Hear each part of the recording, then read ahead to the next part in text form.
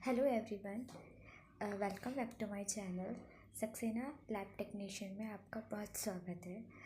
तो आज का जो हमारा टॉपिक है haematology, types of blood cells. ठीक है, टाइप्स ऑफ ब्लड सेल्स के बारे में आज हम पढ़ेंगे।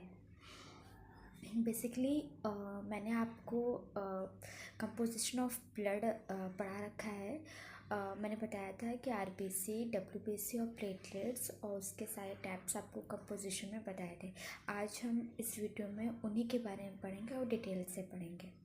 ओके, तो जान लेते हैं रेड ब्लड सेल्स। आरबीसी का ये फुल फॉर्म है। ठीक, red blood cells also known as erythrocytes और corpuscular cells. Red blood cells को हम इरिथ्रोसाइट्स भी कहते हैं। There are cellular biconcave enucleated cells. जो आरबीसीज होती है वो कैसी होती है, ये सेलुलर है और ये इसका जो शेप होता है वो बाइकनकेव है और इसमें इन्यूक्लिएटेड सेल्स होती हैं, मतलब इसमें न्यूक्लियस नहीं होता है। In size diameter 7 micrometre. RBC जो साइज़ होती है आरबीसी की, डायमीटर 7 माइक्रोमीटर होता है।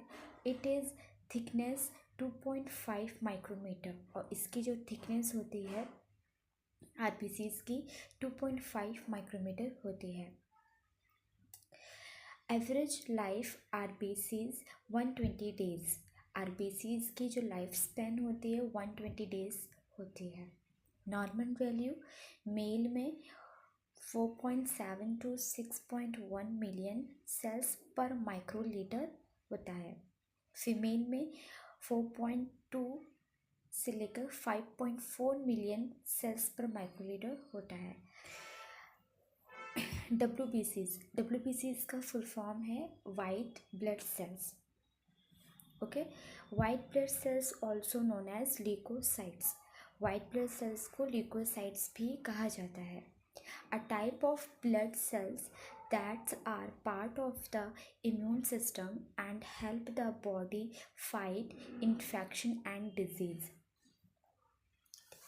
ब्लड सेल्स का एक ऐसा ये टाइप है जो इम्यून सिस्टम का पार्ट है और बॉडी को इन्फेक्शन और डिजीज़ से लड़ने में मदद करता है।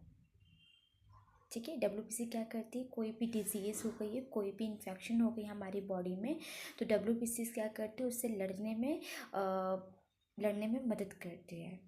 Okay, they are colourless nucleated and phagocyte cell. जो डब्ल्यूबीसी सेल्स होती है वो कलरलेस होती है, इसमें कोई भी कलर नहीं होता है। ठीक है, और ये न्यूक्लिएटेड सेल्स है, इसमें न्यूक्लियस प्रेजेंट होते हैं and phagocytes. Okay, as well as they have amoeboidal capacity. और जो डब्ल्यूबीसीज की जो साइज़ होती है वो 8 to 50 माइक्रोमीटर होता है। एवरेज लाइफ डब्ल्यूबीसीज 3 से 4 डेज। तो जब डब्ल्यूबीसीज की जो लाइफ स्पेंस है वो 3 से 4 डेज़ की होती है। नॉर्मल वैल्यू है 4.5 से 11,000 डब्ल्यूबीसी पर माइक्रोलीटर। इसकी नॉर्मल वैल्यू होनी चाहिए डब्ल्यूबीसीज के हमारे ब्लड में। ठीक है, टाइप्स ऑफ डब्ल्यूबीसीज के क्या टाइप्स है, तो 2 टाइप्स होते हैं, 2 टाइप्स होते हैं, ग्रेनुलोसाइट्स, आग्रेनुलोसाइट्स। ठीक है, ग्रेनुलोसाइट्स का मतलब होता है कि जिसमें ग्रेन्यूल्स प्रेजेंट हो, छोटे छोटे जो ग्रेन्यूल्स होते हैं ना वो प्रेजेंट हो, तो उन्हीं को कहा जाता है ग्रेनुलोसाइट्स। आग्रेनुलोसाइट्स का मतलब है जिसमें ग्रेन्यूल्स प्रेजेंट ही नहीं है। ओके, तो उन्हें कहा जाता है आग्रेनुलोसाइट्स। ग्रेनुलोसाइट्स में 3 आते हैं, न्यूट्रोफिल्स, ईओसिनोफिल्स, बेसोफिल्स। ठीक है, अब न्यूट्रोफिल्स तो प्रेजेंट है हमारे डब्ल्यूबीसीज में, तो कितना परसेंट प्रेजेंट होता है, तो 15 से 17% प्रेजेंट होती है न्यूट्रोफिल्स। और ईओसिनोफिल्स 1 से 4% और बेसोफिल्स 0.5 से लेकर 1% तक डब्ल्यूबीसीज में प्रेजेंट होते हैं। ओके, आग्रेनुलोसाइट्स में जैसे लिम्फोसाइट्स से आते हैं और मोनोसाइट्स आती हैं। तो लिम्फोसाइट्स 20 से 40% होता है और मोनोसाइट्स 2 से 8% प्रेजेंट होता है। Granulocytes, neutrophils. अब जान लेते हैं कि न्यूट्रोफिल्स क्या है। फेगोसाइटिक्स एंड इनकल्फ माइक्रो ऑर्गेनिज्म। ठीक है। जो माइक्रो ऑर्गेनिज्म है, माइक्रो ऑर्गेनिज्म का मतलब होता है जैसे कोई बैक्टीरिया, कोई वायरस, कोई फंगस, ठीक है, हमारे बॉडी में एंटर करते हैं तो जो न्यूट्रोफिल्स होती है वो क्या कर लेती है, उनको इनगल्फ कर लेती है। फेगोसाइटिस कर लेती है, मतलब इनगल्फ करने का मतलब उनको किल करती है, ठीक है।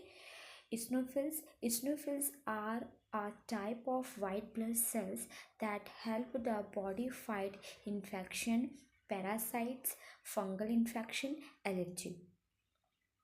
Eosinophils एक प्रकार की WBC है जो बॉडी को इन्फेक्शन, पैरासाइट्स या फंगल इन्फेक्शन या फिर एलर्जी से फाइट या लड़ने में मदद करते हैं। ओके, इस्नोफिल्स। बेसोफिल्स ये नॉन फेगोसाइटिक से, ठीक, एंड रिलीज हिपैरिन। हिपैरिन एक एंटीकोगुलेंट है जो कि रिलीज करती है हिपैरिन को, और ये क्या है, बेसोफिल्स नॉन फेगोसाइटिक्स होती हैं। ग्रेनुलोसाइट्स में लिम्फोसाइट्स है, मोनोसाइट्स है। तो लिम्फोसाइट्स में it produce antibodies and responsible for immune response, ठीक है।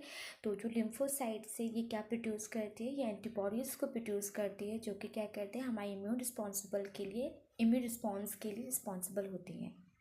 मोनोसाइट्स फेगोसाइट्स होती हैं, स्कैवेंजर होती हैं, जो कि कोई भी माइक्रो ऑर्गेनिज्म हमारे बॉडी में एंटर करते हैं तो मोनोसाइट उन्हें फेगोसाइट कर लेती है, मतलब इनगल्फ कर लेती है। तो इसमें ये मदद करती है मोनोसाइट्स। Okay, platelets. अब जान लेते हैं कि प्लेटलेट्स क्या हैं।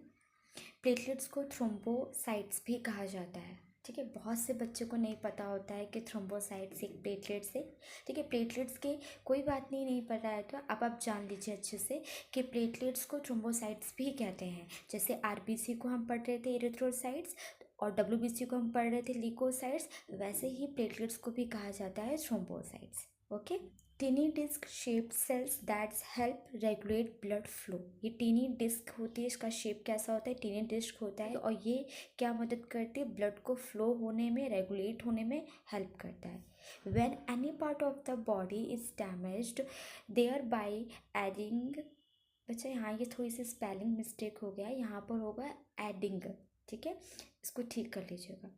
Fast recovery through clotting of blood, ठीक है। जब हमारे बॉडी में किसी भी पार्ट में क्या होता है, बॉडी के किसी के पार्ट में जब हमारे डैमेज हो जाता है या फिर हमें कोई इंजरी हो जाती है तो वहाँ पर क्या करता है कि क्लॉट हो जाता है, उस ब्लड क्या होता है, क्लॉटिंग होने लग जाता है। तो और वो बहुत ज़्यादा फास्ट रिकवरी करने लग जाता है। वो किसकी वजह से होता है, वो प्लेटलेट्स की वजह से होता है, ठीक है।